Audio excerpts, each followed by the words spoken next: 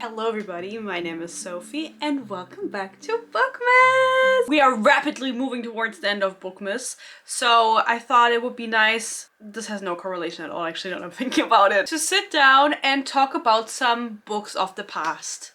This is the ghost of the past. Isn't there like a Christmas story with ghosts? So we're gonna do the ghost of the past, and then we already did something with the present, and then we're gonna do releases next year, and that's gonna be the ghost of the future.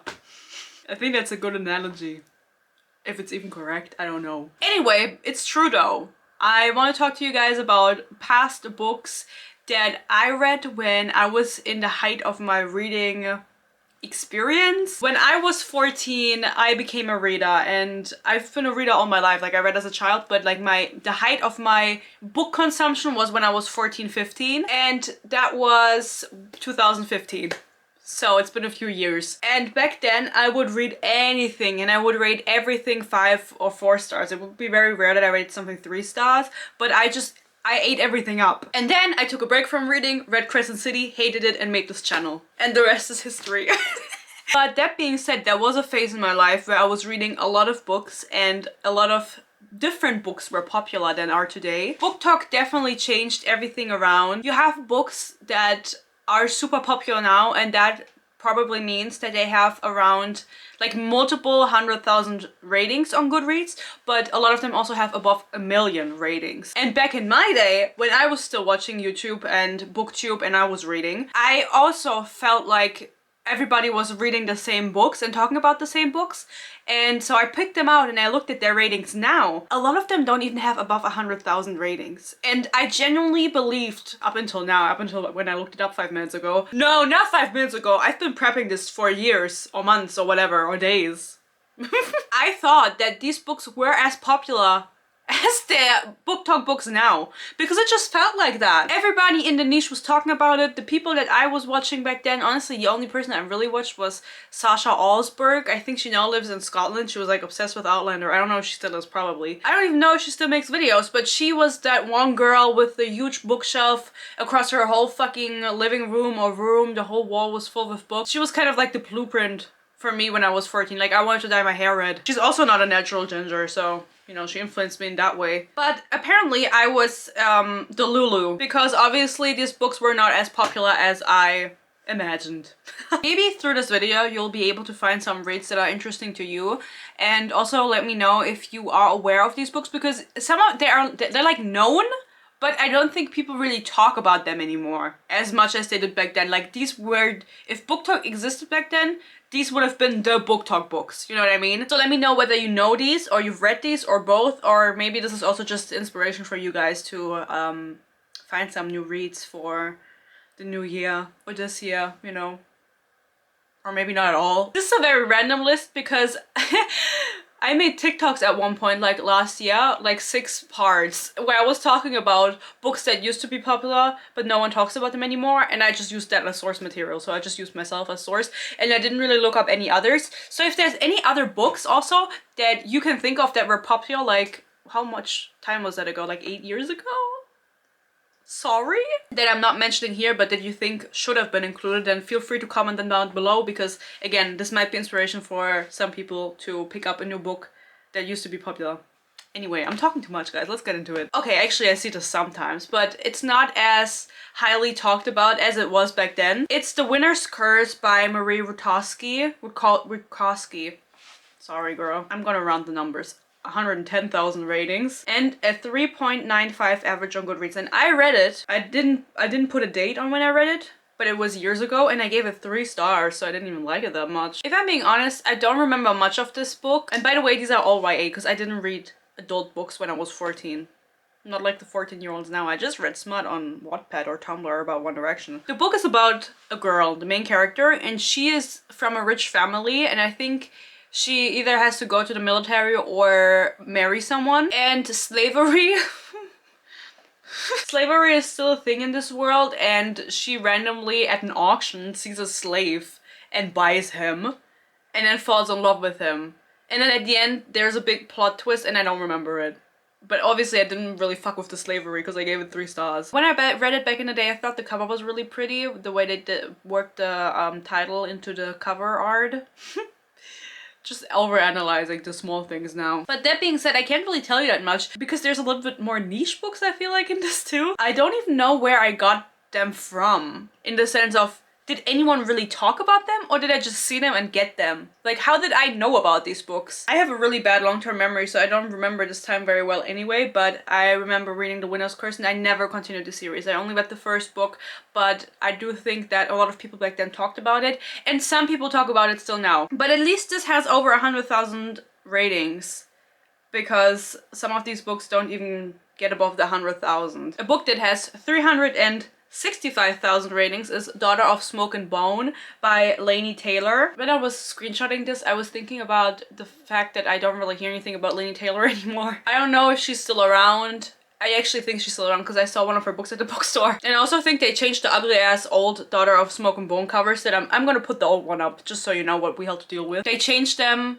and this was like, because this has over 300,000 ratings, keep in mind, this was one of the more well-known books. I rated it 4 stars in 2016. I'm gonna read out the description to you guys because I don't remember what happens in this book besides the end. Around the world, black handprints are appearing on doorways, scorched there by winged strangers who have crept through a slit in the sky. In a dark and dusty shop, a devil's supplies of human teeth grows dangerously low. And in the tangled lanes of Prague, a young art student is about to be caught up in a brutal otherworldly war. Oh yeah, that's right. There's like I remember. She fills her sketchbooks with monsters that may or may not be real. She's prone to disappearing on mysterious errands, and she speaks many languages, not all of them human, and her bright blue hair actually grows out of her head that color. Who is she? And then there's also a man. Back in the day, I didn't have anyone to talk to about books, and I still don't. I only have you guys, you know? No one in my life reads the books that I read. And that was also the whole reason I made my channel, because I wanted to talk to people about fucking Crescent City. Fuck that book. I remember reading this book, a lot of people talking about it. I think it's a trilogy, and it was pretty popular, and getting to the end of it and being like, okay. I obviously don't want to spoil it for you guys. If anyone else has read it, I just gotta say that the thing that happens at the end, I didn't like it. Because obviously, people are always like, oh, I don't want to know that there's a plot twist, but like, you're reading a fucking book. There's going to be a plot twist, because otherwise it's not interesting. I just did not fuck with it at all. I thought it was kind of cheap, and so I didn't continue with the series. She also has one that I don't know the name of, but it's 2 books in one, where you read from the front and it's a story, and then you read from the back and it's a different story, but they intertwine once they meet in the middle. I think she's always done like funky stories and stuff that's a little bit different, but no one really talks about her. It's kind of like V.E. Schwab. No one ever talks about V.E. Schwab either. Whether that's justified or not, I don't know. And of course, this would not be a reminiscing about old books video if we did not talk about Marie Lu. Marie Lu has written a lot of stories. I think her most well-known, especially back in the day, and this has probably, wait, let me check. But I think this has the most ratings out of all of the books that I'm gonna talk about. Yes, it does. It's Legend by Marie Lu. For some reason, we had to do book presentations in our German class when I was, I don't know what grade I was in. When did I read this? Of course I gave Legend 5 stars, but this is a dystopian, you know, classic 2015, 2016 dystopian. I don't know when it came out, but I did read it when the whole trilogy was already out, and I did a book presentation on it for my German class, and we were actually not really allowed to do fantasy. He didn't want to do, he was like, you're too old to read fantasy. Oh, I fucking hated that teacher, honestly, now that I'm thinking about it. He was like, we're not children, we're not going to talk about fantasy. I was like, fuck you, Baldy. So I picked a dystopian to kind of sneak around that, because all I read was fantasy, and then I picked Legend, and I just really liked that book back in the day. 520,000 ratings with a 4.16 average, so even above 4 stars, and I gave it 5! And this is literally about 15-year-olds. And I think when I read this, I was probably also like 15, so I really identified with them. This is like true YA dystopian with 15-year-olds. You know what I mean? Like, that's really young. It's about a wealthy girl from a military family, and then there's a brokey dude whose name is Legend from the slums, and they meet, and then they fight the government together and kiss. I think out of all of the books I'm gonna mention, Legend is the highest probability that some of you guys have read it, or most of you guys have read that one, because it's such a classic, and maybe you even read it back in the day, but no one talks about it now. Maybe because the kind of interest of the audience has shifted. People don't really read dystopian anymore. It's not in anymore. You know, we're over the Hunger Games. We're into the Hunger Games again, but we're over the Hunger Games. And also it's about 15-year-olds, so there's not gonna be any kind of smut or anything, which is what people need now. It feels like people need it. And I'm no better because I read Check and Mate and I said, why do they not fuck in a book? But that is also YA. And in my defense, there's gonna be a review on it, but they talk about sex extensively. Excessively and extensively. We can use both words. And there's no talk about like contraception methods. They talk about having threesomes, having sex. They say fuck on the page, and then they don't fuck on the page. I don't think that Ellie Hazelwood is able to write young adult because she's so in the new adult smut genre, and we'll talk more about Ellie Hazelwood in the 2024 release video and in the review. Don't worry. Maybe she's my new enemy, but I think Alex Esther and Colleen Hoover share that spot. The reason I wanted to talk about Mary Lou is not necessarily because of Legend, but because of The Young Elites. The Young Elites is a series that I read as it released by her, and she has released so many other things since then, so many other series. She obviously still has an audience, but I never hear anyone talk about the newest Mary Lou release. I don't know if she's published anything good in recent years. Young Elites are rated 5 stars. It has 135,000 ratings with a 3.87 average. So that's kind of low. Honestly, I don't know why, because I remember loving that book. It was about a girl in a like medieval fantasy setting. There was some type of plague going on, and then for children, and then the children that survived had magical abilities, and she joins a secret society called the Young Elites or something, or maybe she is the Young Elite. I don't really know. And then they fight the world, and there's something about gods and stuff like that. And she had, I don't remember what her ability was, but it was something really dark. And this was really interesting to me because I had never read a book like that where the main character, which is the girl whose name I don't know, she goes kind of crazy. She becomes the villain. Is that too much of a spoiler? I don't know. People always ask like, oh, I want a story where the female character is actually the villain and blah blah blah. So I remember it's just a young adult setting, you know what I mean? I don't remember how old they're supposed to be, probably like 16 and not 15, but so it surprises me that it has such poor ratings, but maybe it was just poorly written and I don't remember. Continuing on, we have Obsidian by Jennifer L. Armentrout. Guys, I read this and here's the proof. I gave it 5 stars. This was in May of 2016. The book has 278,000 ratings with a 4.14 average. That's not a lot for Jennifer L. Armentrout. This was like the original From Blood and Ash. This is From Blood and Ash if you put it into modern day world and included aliens instead of vampires. Since I've only ever read this book and... or did I? I think so. This book and From Blood and Ash by Jennifer L. Armentrout, I feel like she has the Ellie Hazelwood syndrome where maybe she can only write a certain type of story and just puts it into different settings over and over again. She's written so many books, guys. It's insane how many books this woman has written, and I have done a podcast episode about her. I've mentioned this before, and I think I even mentioned in there that I've read this book. I ate this up when I was 15 because it was an enemies to lovers, or I mean as much of enemies you could be in a fucking normal world. The main dude, his name is Damon Black. Main character doesn't get along with him. There's something weird about him. He then saves her a couple of times. She falls in love with him. He falls in love with her. It turns out he's an alien. And then I stopped reading the series. I didn't continue after, I think, even the second book I read. And I had it in hardcover because I thought the covers were so pretty in German. But then I didn't continue reading, and I know the exact reason why. And that is not because I was bothered by the writing or anything, because that's not something I was aware of at that age. It's because they got together. And what is there to read if the main characters that are enemies to lovers get together?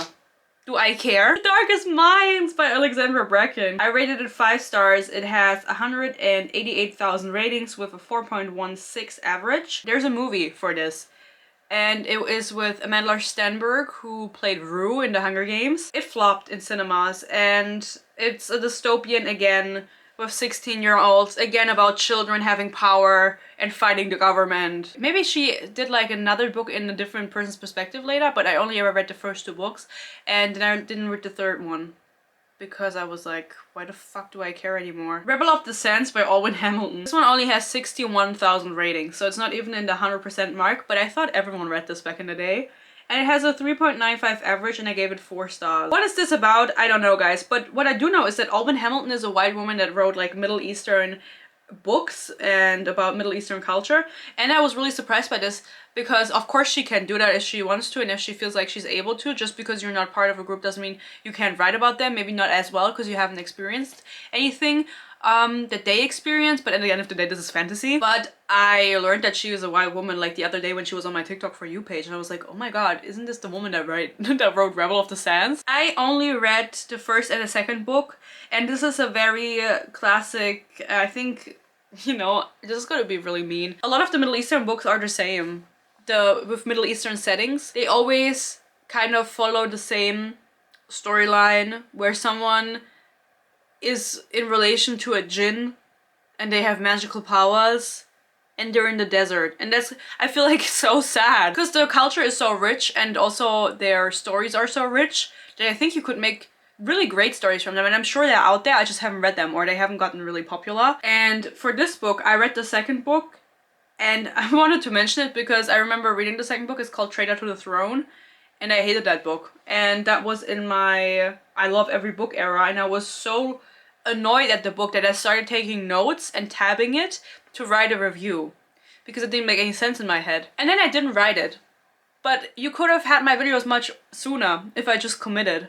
But then again, I was like 14, so maybe no one wanted to see that. I talk a little bit more about different books in the TikToks that I made. They're from last year. I don't know if you care to find them. They're not that good. They're not that good. And I don't think anyone's gonna notice. It would be really surprising to me. The Jewel by Amy Ewing. It has 45,000 ratings with a 3.86 average. I don't know why I read this. I don't know if anyone even talked about this. And I went on to read the second book, and I don't know if I read the third book. And if I tell you that I don't remember a single thing, do you believe me? I don't know what happened in these books. I'm just gonna read out the synopsis to you because it's rather short. Today is my last day as a violet lasting. Tomorrow I become lot 197. The Jewel is a shocking and compelling new YA series from debut author Amy Ewing. It was her debut and I read it. What? Sold for 6 million diamantes. Violet is now a surrogate of the house of the lake in the center of the lone city, the Jewel. Her sole purpose is to produce a healthy heir for the Duchess, a woman Violet fears and despises. Violet is trapped in a living death, her name and body no longer her own. She fights to hold onto her own identity and sanity, uncertain of the fate of her friends, isolated at the mercy of the Duchess. The Handmaid's Tale meets the other Boleyn girl in a world where beauty and brutality collide. Is there like romance in this book? Why did I read this? But I remember not really liking it.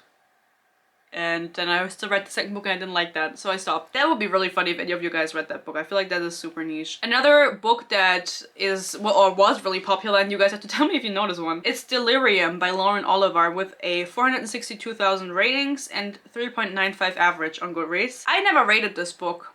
The reason for that is I never finished it. You heard it here first. I DNF'd this book when I was 15. This is a story about a girl that falls in love in a world where love is forbidden and everyone gets their partner assigned to them. Love is like a disease in this world.